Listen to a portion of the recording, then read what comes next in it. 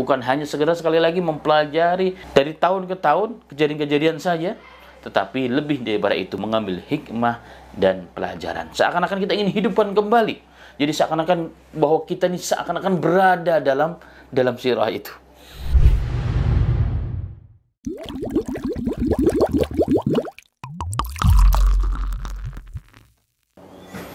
Bismillahirrahmanirrahim. Assalamualaikum warahmatullahi wabarakatuh. Innal hamdalillahi nahmaduhu wa nasta'inuhu wa nastaghfiruh wa na'udzu billahi min shururi anfusina wa min sayyiati a'malina. May yahdihillahu fala mudilla lahu wa may yudlil fala hadiya lahu. Asyhadu an la ilaha illallah wahdahu la syarika lahu wa anna Muhammadan 'abduhu wa rasuluh. يا أيها الذين آمنوا اتقوا الله حق تقاته ولا تموتن إلا وأنتم مسلمون يا أيها الناس اتقوا ربكم الذي خلقكم من نفس واحدة وخلق منها زوجها وبث منهما رجالا كثيرا ونساء واتقوا الله الذي تساءلون به والأرحام إن الله كان عليكم رقيبا يا أيها الذين آمنوا اتقوا الله وقولوا قولا سديدا يصلح لكم أعمالكم ويغفر لكم ذنوبكم ومن يطع الله ورسوله فقد فاز فوزا عظيما أما بعد فإن أصدق الحديث كتاب الله وخير الهدي هدي محمد صلى الله عليه وسلم وشر الأمور محدثاتها وكل محدثة بدعة وكل بدعة ضلالة وكل ضلالة في النار. Ma'asyiral muslimin wal muslimat, ikhwan dan akhwat pendengar Radio Ismail yang dirahmati oleh Allah Subhanahu wa taala. Berjumpa lagi kita pada pagi menjelang siang ini dalam kajian kita insyaallah taala, kajian dengan tema baru yakni fiqhu sirah. Yang dimaksud fiqhu sirah nabawiyah sallallahu alaihi wasallam. Ma'asyiral muslimin wal muslimat rahimani wa rahimakallah. Yang dimaksud dengan fikih sirah yang menjadi tema bahasan kita adalah fikih sirah nabawiyah. Dan pada pertemuan kali yang perdana ini, tema kita adalah ahamiyatu sirah nabawiyah, pentingnya sirah nabawiyah.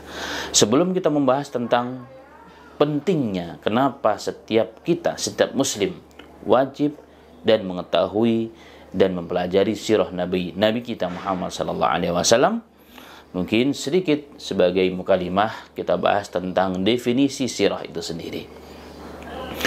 Taib, sirah yang dimaksud as-sirah an-nabawiyah secara bahasa, secara umum maknanya as-sirah itu adalah dari sara sairan, yakni tariqah, jalan. Ada yang katakan sebagai adat kebiasaan manusia. Tadi dalam ini yang dimaksud adalah keadaan sirah, perjalanan seorang manusia, allati tamurru 'alaiha, yang dia melaluinya, yang dia lalui dalam kehidupannya dari hari ke hari, dari masa ke masa, baik dalam kondisi baik atau dalam kondisi yang tidak baik. Itu makna sirah secara umum. Maka sirah berarti suatu jalan kehidupan, adat dan kebiasaan, tata cara hidup seseorang. Nah, jika dikaitkan dengan sirah nabawiyah, maka para ulama mengatakan dengan berbagai macam definisi yang teksnya sedikit berbeda, walaupun maknanya adalah sama, adalah ilmun yubhasu fi hayati rasul, ilmu yang membahas, yang coba menggali tentang kehidupan Nabi Muhammad sallallahu alaihi wasallam. Nah, luang lingkup bahasan sirah nabawiyah ini tentunya terkait dengan jauh sebelum Rasulullah SAW dilahirkan di muka bumi ini. Kondisi yang terjadi saat itu, kondisi Arab, ya, bagaimana saat itu, bagaimana kondisi juga menjelang lahirnya Rasul, bagaimana kondisi saat lahirnya Rasul dan seterusnya sampai akhir Rasulullah wafat. Dan juga nasabnya juga akan dipelajari. Sisilah kehidupan Rasul, sisilah nasabnya keturunan Rasul sallallahu alaihi wasallam, suku-sukunya dan seterusnya. Apapun yang terkait dengan Nabi Muhammad sallallahu alaihi wasallam akan dibahas. Ini sirah nabawiyah dan rujukannya jelas sirah nabawiyah, jelas Al-Qur'an, hadis, dan sirah-sirah dan lain sebagainya. Ini sekilas tentang sirah nabawiyah. Adapun yang dimaksud dengan fiqh sirah nabawiyah, fiqh adalah pemahaman, adalah kita ingin memahami, mencoba menggali kehidupan Nabi Muhammad SAW dari sudut pandang bukan hanya sebagai cerita saja, seperti sejarah-sejarah umum. Karena tentunya sejarah dengan sirah nabawiyah berbeda. Ya, kalau sejarah itu bersifat umum, membahas apa saja yang terkait dengan sejarah apa saja. Dalam sirah nabawiyah juga bagian dari sejarah, tapi sejarah yang dikhususkan, yang ditakhsiskan untuk membahas kehidupan, mencari tahu tentang kehidupan dan sumber-sumber yang terkait dengan kehidupan Nabi Muhammad sallallahu alaihi wasallam. Sedangkan sejarah bahasanya secara umum. Kemudian ma'asyiral muslimin, maka fiqh sirah di sini yang kita maksud adalah bagaimana kita jadikan sirah nabawiyah bukan hanya sekedar bacaan, ilmu pengetahuan, teori yang kita hafal, ya kan? Kapan tahun berapa Rasulullah tahun berapa Rasulullah dilahirkan, disebut dengan tahun apa Nabi Muhammad, kapan Nabi Muhammad diutus sebagai Nabi dan Rasul alaihi salatu wassalam, kapan terjadi perang Badar, kapan Rasulullah menikah, kapan Rasulullah sakit dan seterusnya. Bukan hanya sekedar itu, tapi fikih sirah nabawiyah yang kita akan bahas insyaallah taala lebih dari itu, yaitu apa? Bagaimana kita mempelajari, mengamati, dan kita mengambil iktibar, pelajaran, manfaat dari setiap kejadian Nabi kita Muhammad sallallahu alaihi wasallam, sehingga apa yang terjadi pada Rasul sallallahu alaihi wasallam kita ingin coba, kita ingin aplikasikan ke dalam kehidupan kita sehari-hari. Maka sirah nabawiyah menjadi mizan, menjadi timbangan, menjadi tolak ukur setiap muslim yang beriman kepada Allah dan Nabi-Nya Muhammad sallallahu alaihi wasallam. Jadi menjadi tolak ukur kehidupan kita. Itulah Nabi kita Muhammad sallallahu alaihi wasallam. Itulah fiqh sirah nabawiyah. Jadi bukan hanya sekedar sekali lagi mempelajari dari tahun ke tahun kejadian-kejadian saja, tetapi lebih daripada itu mengambil hikmah dan pelajaran. Seakan-akan kita ingin hidupkan kembali. Jadi seakan-akan bahwa kita ini seakan-akan berada dalam sirah itu. Kita akan ingin membawa bagaimana kita merasakan apa yang diceritakan dalam kisah tersebut. Satu contoh, ketika Nabi Muhammad sallallahu alaihi wasallam berdakwah, terutama di awal fase Mekah, bagaimana beliau berdakwah mengajak manusia kepada Allah setelah 600 tahun lebih tidak ada seorang nabi dan rasul pun. Manusia jauh dari kehidupan tatanan sosial yang baik, tidak mengenal etika, akhlak yang baik menurut kacamata kita pada hari ini. Jauh dari kehidupan yang normal. Akhlak mereka jauh, siasat politik mereka jauh, kesehatan mereka jauh, pendidikan mereka jauh. Nah, kita ingin merasakan bagaimana beratnya itu Rasul. Subhanallah. Bukan hanya menghafal bagaimana Rasul berdakwahnya, tapi bagaimana sedikit banyak kita ikut merasakan. Ikut merasakan bagaimana Nabi kita Muhammad sallallahu alaihi wasallam.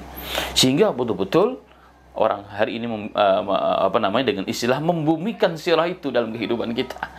Ya, kita ingin ikut merasakan bagaimana perjalanan Nabi kita Muhammad sallallahu alaihi wasallam. Baik, itulah kurang lebih ya definisi maksud daripada fiqh sirah nabawiyah sallallahu alaihi wasallam yang kita akan bahas insyaallah taala. Kemudian ma'asyiral muslimin wal muslimat, pendengar radio Ismail dimanapun berada, kenapa setiap muslim, apalagi para penuntut ilmu agama syar'i, para dai, para alim ulama, para pejuang Islam, aktivis Islam dan seterusnya, wajib dan harus belajar, mempelajari dengan seksama, dengan khusyuk setiap kejadian, setiap huruf dalam sirah nabawiyah itu. Kenapa harus? Ini jadi pertanyaan. Ma'asyiral muslimin rahimani wa rahimakumullah. Satu hal yang menjadi catatan penting, yang merupakan kalimat pokok dan besar dalam fikih sirah nabawiyah ini adalah bahwa dengan sirah nabawiyah kita akan melihat bahwa ajaran Islam, ajaran yang dibawa oleh Nabi kita Muhammad sallallahu alaihi wasallam, nampak sekali bahwa ianya bukan hanya sekedar ilmu nadri. Ilmu nadri ini ilmu teori. Tetapi lebih daripada itu, bahwa ilmu yang dibawa oleh Nabi Muhammad, pengetahuan yang dibawa, pengetahuan ilahi, ilmu Allah Ta'ala itu bersifat ma'muli. Betul-betul ilmu tersebut bisa dipraktikkan, wujud dalam bentuk kehidupan yang nyata dalam sosok seorang Nabi kita Muhammad sallallahu alaihi wasallam yang tentunya dicontoh oleh para sahabat. Nah, ini hal yang sangat penting. Ini yang jadi kalimat pokok dalam bahasan ini. Jadi sirah nabawiyah merupakan bentuk nyata ilmu yang diamalkan oleh Nabi Muhammad, syariat yang dijalankan oleh Nabi Muhammad sallallahu alaihi wasallam sebelum yang lainnya, dalam segala hal, dalam segala bidang, dalam segala kondisi dan situasi. Karena itu, seorang muslim wajib untuk mempelajari sirah nabawiyah. Keutamaannya dan tujuannya adalah karena setiap kita wajib mencintai Nabi. Karena dari cinta itu akan melahirkan kekuatan internal, orang bilang, kekuatan dari dalam.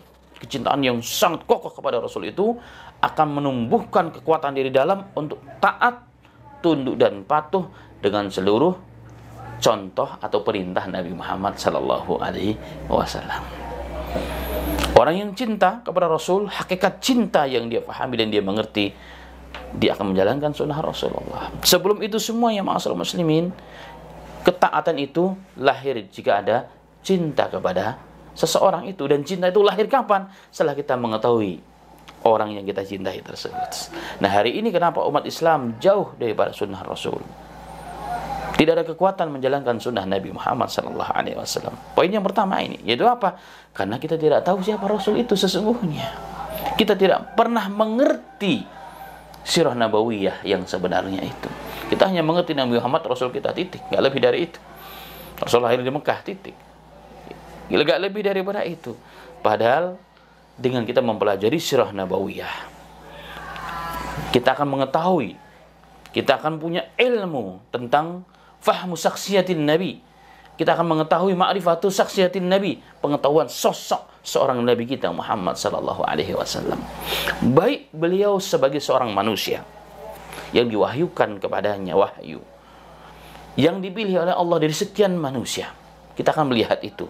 Kita akan melihat sosok seorang Nabi Muhammad sebagai seorang bapak, sebagai bapak untuk anak-anaknya, sebagai seorang suami untuk istrinya, sebagai seorang pemimpin untuk rakyatnya, sebagai seorang nabi bagi umatnya. Subhanallah. Seorang muallim, seorang murabbi, itu semua kita akan dapatkan. Bahkan kita akan melihat sosok nabi itu sebagai seorang qaid, sebagai seorang panglima, sebagai seorang jenderal di medan perang, di medan laga.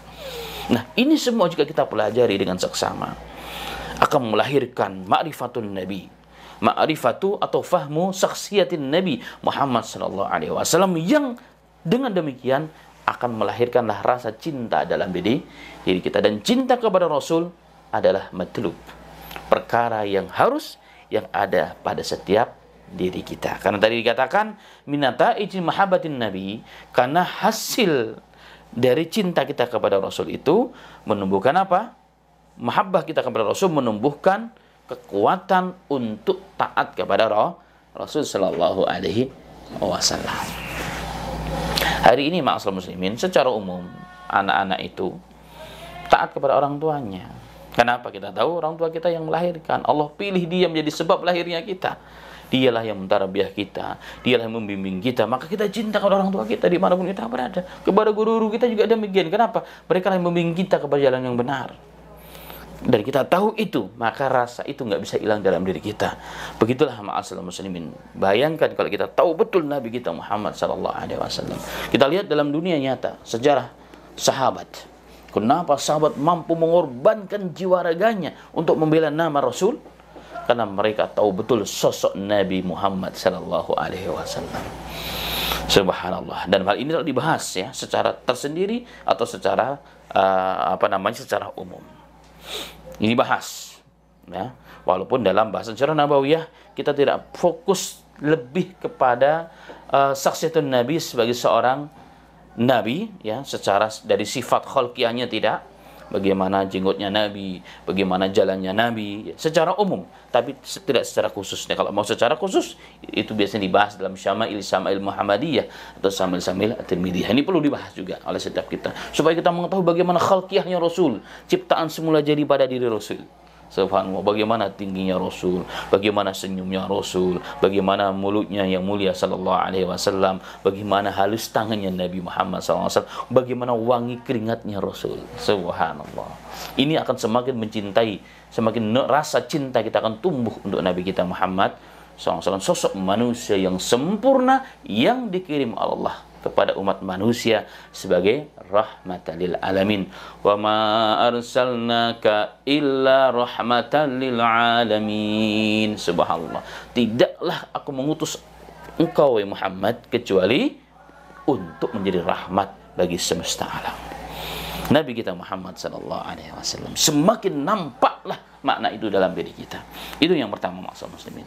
Ini kenapa kita belajar Sirah Nabawiyah, untuk fahmu saksiyatin Nabi, ma'rifatu saksiyatin Nabi, mengetahui secara pasti bagaimana kepribadian Nabi Muhammad sebagai sosok seorang bapak, orang tua, dan seterusnya sebagaimana telah disampaikan. Itu yang pertama.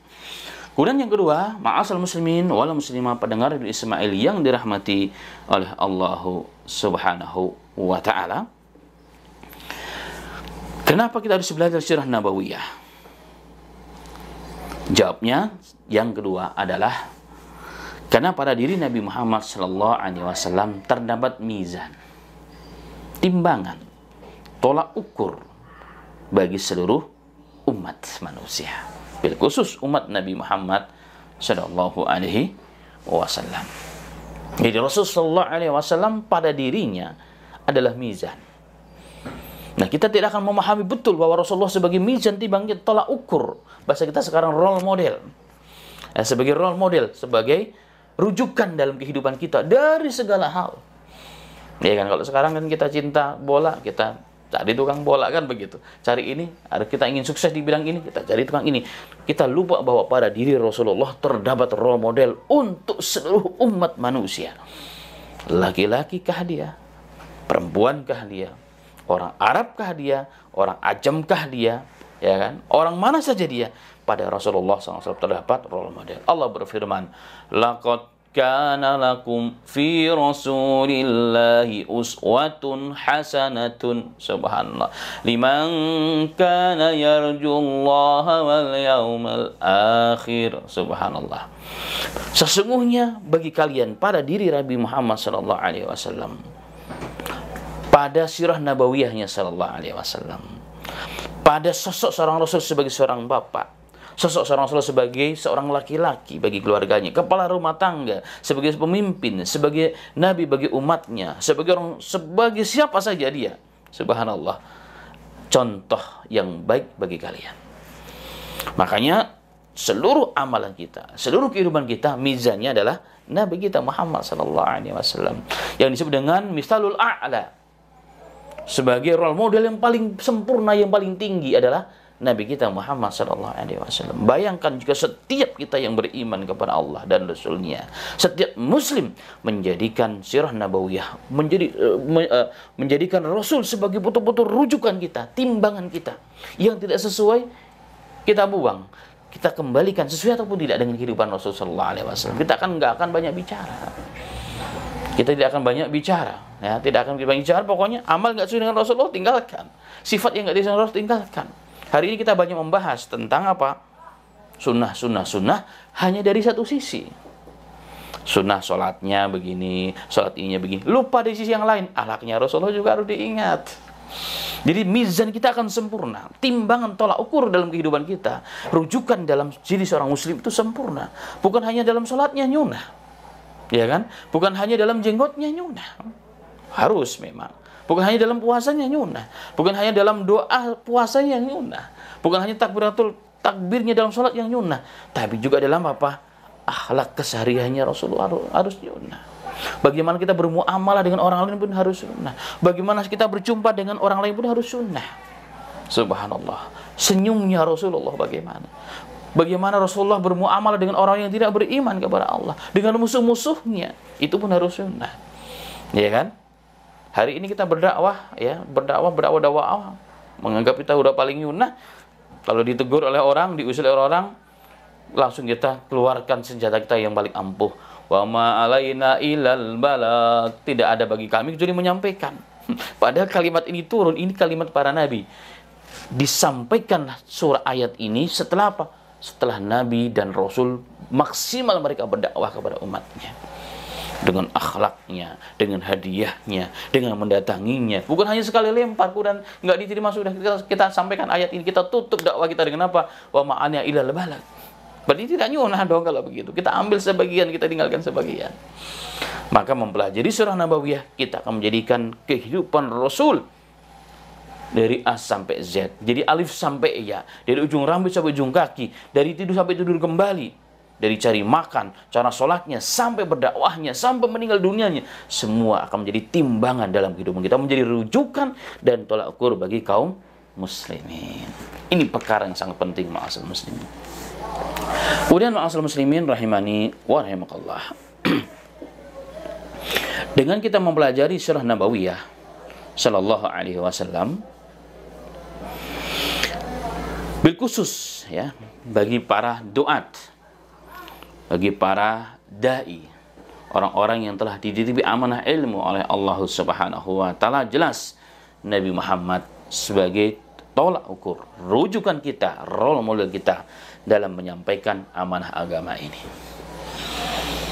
Bagaimanapun yang kita hadapi di lapangan dalam berdakwah, dalam menyebarkan agama ini, jika kita menimbang kembali, jika kita merujuk kembali kepada surah Nabawiyah, maka kita tidak ada apa-apanya. Tidak ada apa-apanya. Kita lihat bagaimana dari sisi contohnya sabarnya Nabi Muhammad SAW dalam berdakwah.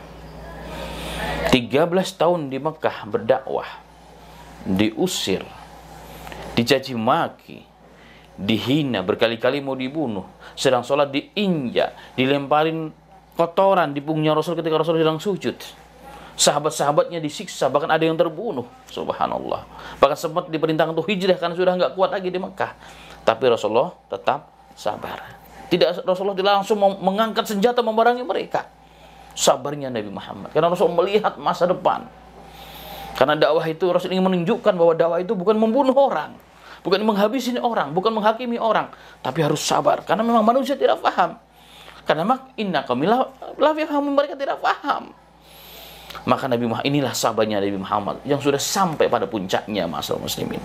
Bayangkan malaikat penjaga gunung menawarkan kepada Rasulullah, ketika malaikat melihat bagaimana Nabi dihina, diusir, disiksa umatnya, disiksa pengikutnya, ditawarkan, Muhammad, kalau kau mau ku tabrakkan di gunung ini. Apa Rasulullah? Enggak usah, karena kaumku tidak mengerti. Kaumku tidak mengerti. Ini kesabaran ini, ma'asyiral muslimin. Nah, hari ini kita berdakwah sekali dua kali, kita tinggalkan, memang nggak paham, mereka nggak dapat hidayah, yang penting kan saya sudah menyampaikan. Subhanallah. Rasulullah 13 tahun, ma'asyiral muslimin, 13 tahun. Satu tahunnya 365 hari. Kali 13 itu berapa hari? Bayangkan. Berdakwah siang dan malam. Berdakwah siang dan malam. Ketika sahabatnya datang kepada Nabi Muhammad SAW, ya Rasulullah, bukankah kita nih hak ya Rasulullah? Iya. Bukan kalau kita mati masuk surga ya Rasulullah? Iya. Ya Allah, ya Rasulullah, mintalah pertolongan kepada Allah. Mintalah pertolongan kepada Allah agar menolong kita. Kami sudah nggak kuat lagi ya Rasulullah. Apa kata Rasulullah? Innakum qaumul mustajilun. Kalian adalah orang yang tidak sabar, ingin bercepat-cepat mendapat pertolongan Allah Subhanahu wa taala. Sesungguhnya dahulu ada orang Rasulullah bercerita, demi mempertahankan sunnah, mempertahankan kebenaran, mempertahankan akidah Islamnya, terpaksa harus digergaji dari ujung kepalanya sampai kedua selangkangannya. Ada yang disetrika punggungnya, subhanallah. Ada yang disisir dengan sisir dari besi yang membara sampai terkelupas kulitnya sampai menyentuh dagingnya. Tapi mereka tidak meninggalkan agama mereka. Rasulullah mengatakan, tapi kalian umat yang tergesa-gesa. Ini proses, subhanallah. Inilah kesabaran ma'asyiral muslimin. Apalagi bagi kita semuanya yang hidup di zaman yang sudah semua serba rusak, semua jauh daripada agama. Maka harus kita menjadikan bagi kita semua Rasulullah sebagai tolak ukur dalam medan dakwah kita. Kemudian ma'asyiral muslimin, di antara keutamaan atau pentingnya mempelajari sunnah Rasulullah, jelas sebagai rujukan, dan sirah nabawiyah juga sesungguhnya sisi lain sebagai tasliyah, sebagai hiburan bagi kita, sebagai hiburan bagi para dai umat Islam dalam menghadapi tribulasi kehidupan manusia ini. Ya, karena roda berputar, ternyata semua apa yang kita alami sudah pernah dialami oleh Nabi kita Muhammad sallallahu alaihi wasallam. Makanya para alim ulama mereka mengatakan bahwa hikayatu anil ulama wa mahasinuhum ahabba ilayya min kasiri minal fiqhi. Jadi mempelajari hikayat ulama-ulama dan kebaikan bagian mereka lebih kucintai daripada belajar fikih yang banyak itu. Kenapa? Karena pada mereka ibrah. Pada mereka adalah ibrah. Terdapat suri toladan yang luar biasa. Ini para alim ulama. Ini para alim ulama. Ini orang-orang yang soleh. Lalu bagaimana pula dengan kehidupan Nabi dan Rasul? Dari kehidupan Nabi dan Rasul. Makanya Allah mengatakan, laqad kana fi qisasihim ibratul liulil albab. Sesungguhnya pada kisah-kisah mereka, pendahulu-pendahulu kita, tentunya dalam hal ini Nabi kita Muhammad SAW, terdapat ibrah, terdapat pelajaran bagi orang-orang yang cerdas, orang-orang yang pandai. Sebagai kalimat penutup pada pertemuan perdana ini, karena itulah ma'asyiral muslimin, dalam banyak riwayat, Al-Imam Ibnu Katsir rahimahullah ta'ala kitabnya Bidayah wa Nihayah meriwayatkan dari cicitnya Rasul, ya, Ali bin Husain bin Ali bin Abi Thalib. Ali bin Husain bin Ali bin Abi Thalib rahimahullah ta'ala yang dikenal dengan Zainal Abidin, salah seorang cicitnya Rasul yang selamat dari peristiwa Karbala, karena beliau dengan bapaknya sakit waktu itu sehingga tidak termasuk orang-orang yang dibantai oleh orang yang tidak suka dengan keluarganya Rasul. Beliau pernah mengatakan, kunna nu'allimu maghazi Rasulillah sallallahu alaihi wasallam kama nu'allimu surat minal Quran. Kami mengajarkan peristiwa-peristiwa sejarah kehidupan Rasul, terutama masa-masa peperangan, masa sulitnya Rasul itu kepada anak-anak kami, sebagaimana kami mengajarkan kepada mereka surat dari Al-Quran. Ini menunjukkan bagaimana cicitnya Rasulullah, karena memang begitu pentingnya dalam hal ini. Kemudian juga seorang ulama yang bernama Ismail bin Muhammad bin Sa'ad bin Abi Waqqas rahimahullah ta'ala, beliau diriwayatkan dalam kitab Al-Jamil Akhlaq Ar-Rawi wa Adabis Sami, Al-Imam Khatib Al-Baghdadi menukilkan perkataan beliau. Beliau mengatakan bahwa kami dahulu, ya, menghafalkan kepada anak-anak kami sirah nabawiyah tentang maghazi Nabi Muhammad sallallahu alaihi wasallam dan mengulang-ulang kepada mereka. Dan kami berpesan kepada mereka, jangan kalian lupakan ini. Jangan kalian lupakan tentang pelajaran yang penting ini, karena ini semua adalah pelajaran dan tolak ukur dalam kehidupan kita. Nah, hari ini ma'asyiral muslimin, kita mengajarkan, kita menontonkan secara langsung, kita mengajarkan, mentarbiyah anak kita tentang karakter-karakter yang tidak tahu benar ataupun tidak, banyak tidak benarnya. Bahkan karakter-karakter yang pernah tidak ada di dunia ini sebenarnya, ya, tidak ada. Subhanallah, sebagaimana mengajarkan mereka Al-Quran. Harus kita mulai, kita ingin berubah generasi kita lebih baik. Mari kita mulai mengenalkan sirah Nabi kita Muhammad SAW, siratul mutahharah, sirah yang suci, yang dijaga oleh Allah Subhanahu wa ta'ala. Memang dijaga oleh Allah apa? Karena dengan terjaganya sirah nabawiyah, terjaganya Islam. Karena sirah nabawiyah adalah cerminan daripada Islam yang dibawa oleh Nabi Muhammad sallallahu alaihi wasallam, yang padanya turun Al-Qur'an 30 juz, yang padanya muncullah hadis-hadis Nabi Muhammad, ada kutubus sita, ada kutubus asyar dan seterusnya.